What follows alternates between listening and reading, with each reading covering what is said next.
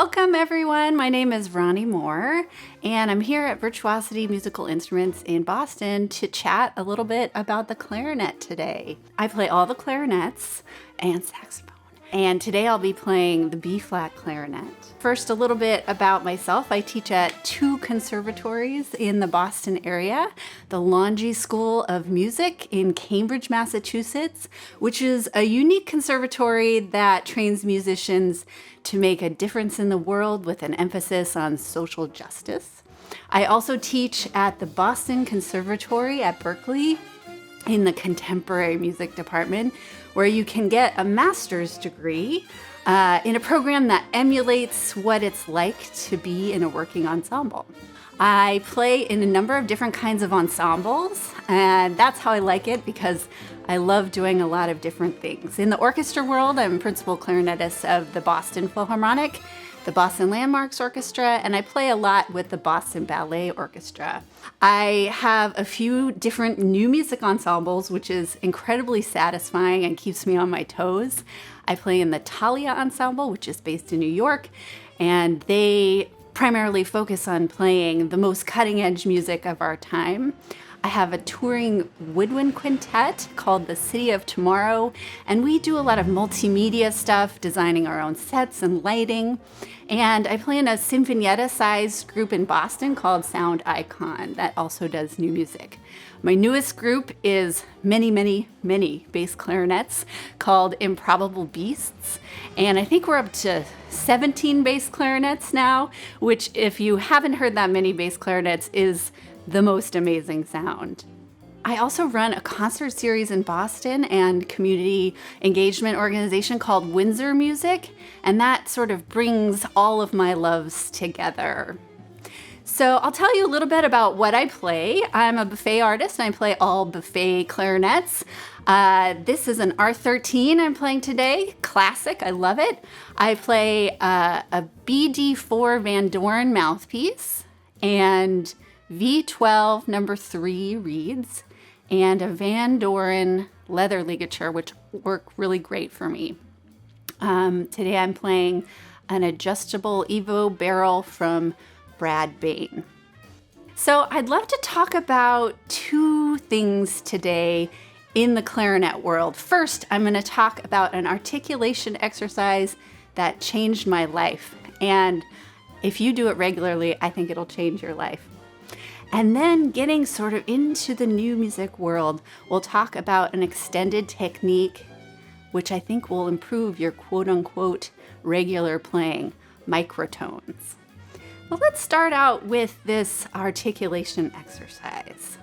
Thinking back to my early days as a player, I always had sort of a low-G tongue, very slow articulation, and I thought, this is just genetic.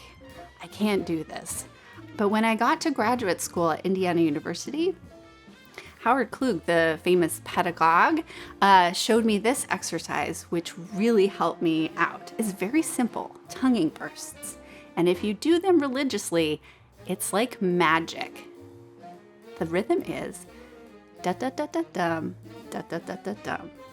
You can do it on any scale, but let's start with C major and use all the diatonic notes of that scale. We'll turn on our metronome. It's at 60 now.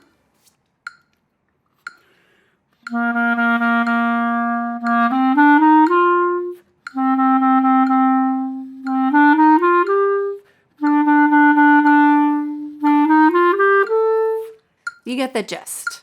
Every note of the scale going up. And when you get to the top, you turn around.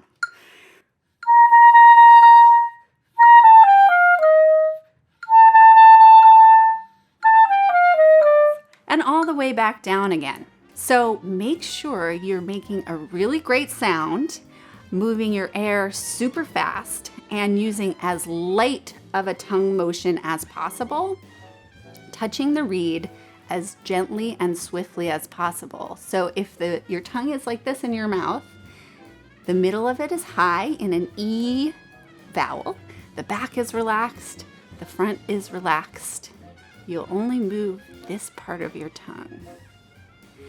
And for starters, you'll do this with as legato of an articulation as possible. And it's really important, like I did, to play it with the metronome. So you can start at quarter equals 60 like I did, and you'll move up in increments. So you'll do all the way up and down 60, then 63, all the way up and down 66.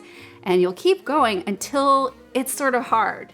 And then you'll stop and you'll back it down until it's comfortable again. Do that and then just stop. This exercise makes it so you're able to articulate at every tempo evenly with a good sound and coordinate your articulation with your fingers. I think a good goal is quarter note equals 132, but if you're super ambitious, the sky is the limit. I think I'm up to quarter note equals 160. Let's test myself today. See if I can do it.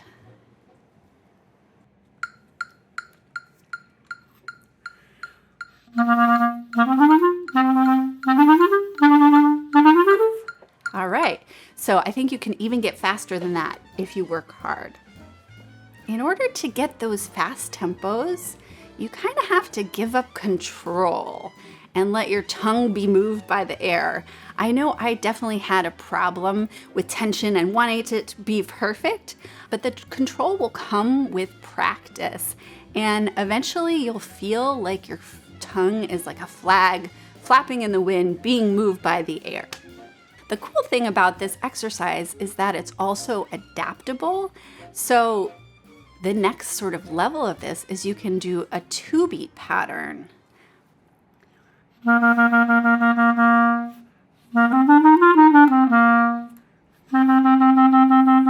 Etc.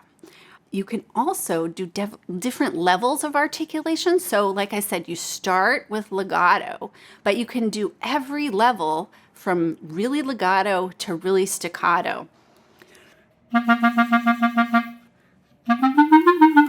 And everything in between.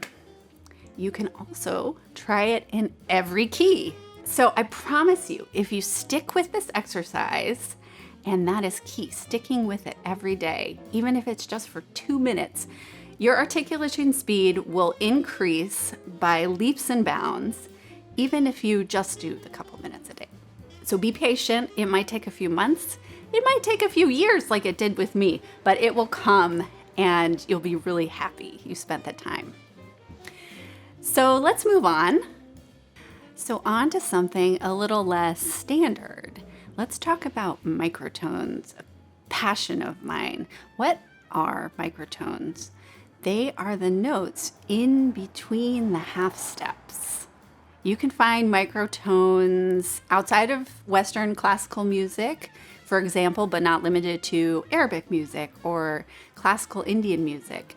But in the Western classical tradition, there are a lot of composers who use microtones in a lot of different and interesting ways. The most straightforward division of the half step is a quartertone, which is exactly halfway between a half step. So on your tuner, it's exactly 50 cents higher or lower than a chromatic note. For example, if I play from G to F chromatically, there are 3 notes. But if I go by quarter tones,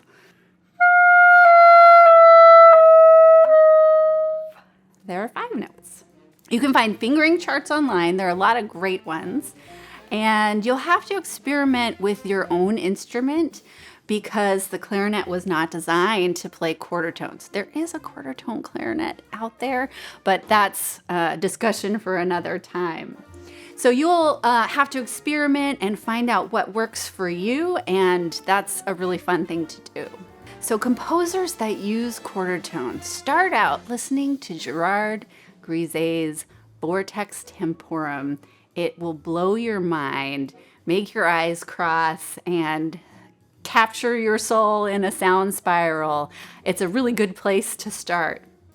Other composers that you might listen to are Providence-based composer Anthony Chung or Finnish composer Kaija Saariaho, and there are hundreds of others. Start there. I'm going to play sort of a mournful melody by Heather Stebbins from her piece Still Intersections After, that makes use of just one quarter tone.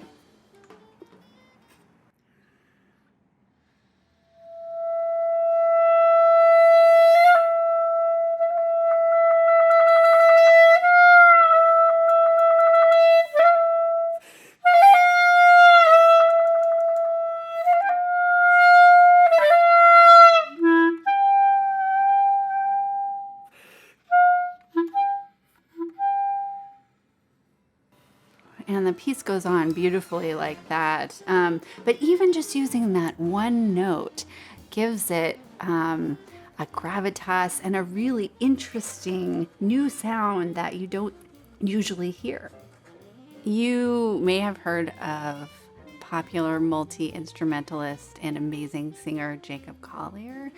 He uses microtones in a lot of interesting ways. There's one fun example online of him talking about an example using Rudolph the Red-Nosed Reindeer, using microtones in a voice leading way.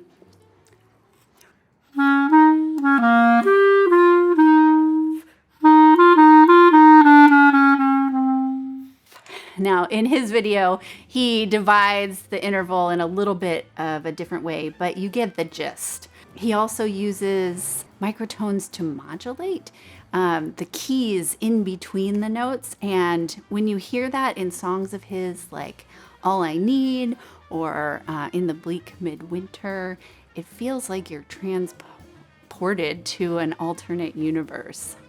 There are other ways he uses microtones, like just intonation, and we'll talk about that another time. So how do you practice something like this? I like to do quarter tone chromatic scales.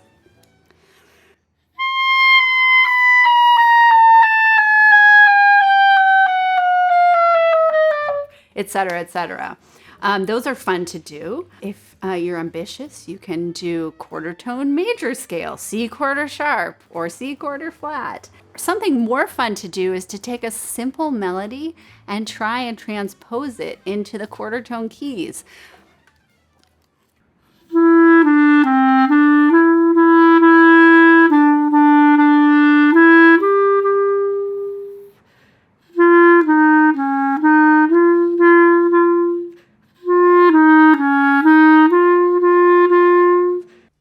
So let me tell you that practicing even just a little bit of this will open your ears in a serious way. Your intonation will make leaps and bounds. I'll talk briefly about a very relevant use of microtones to classical playing, which is a genre of music called spectralism. Spectralist composers like Tristan Bareilles or Georg Friedrich Haas use the overtone or harmonic series to organize their music, or it can also be called just intonation. So in brief, every note contains many other higher notes inside of it, unless you're a sine tone. And those other notes are part of the overtone series. If you're a brass player, you definitely know about that. Or if you're a string player playing harmonics, you know about that. We don't talk about it too much on clarinet. All of these overtones have a really specific tuning. So if you want your chord to ring in the most natural way, you want to match those natural tunings. For example, the fourth overtone is basically a major third, and the way it exists in physics is it's 12 cents flat. That's why we have to play the third of a major chord lower. I'll put a drone on and play sort of normally the third above that, and then I'll bring it down and you'll hear how much it rings and sounds better.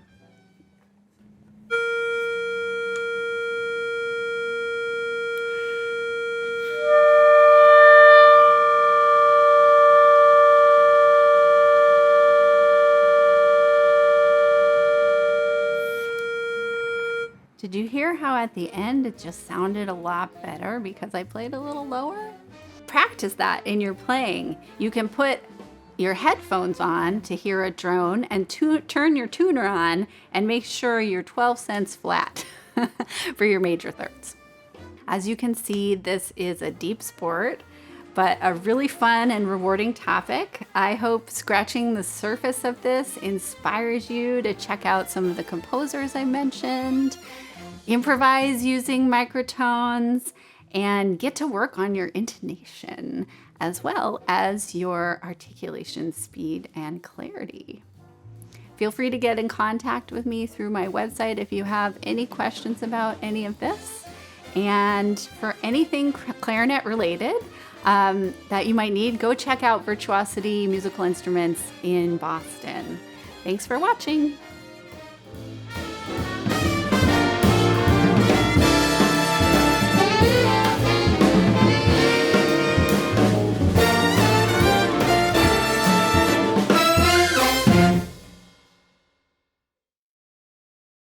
Hey, Steve. Good.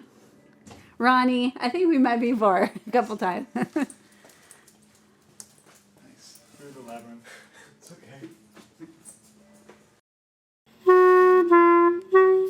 Shoot. We need at least one thing for a blooper. You can't do everything perfectly, Ronnie. Best part of all of these recording sessions is, at the end of everything, we have donuts if you would like some. I would love one. You may Kristen the first one. Thank you.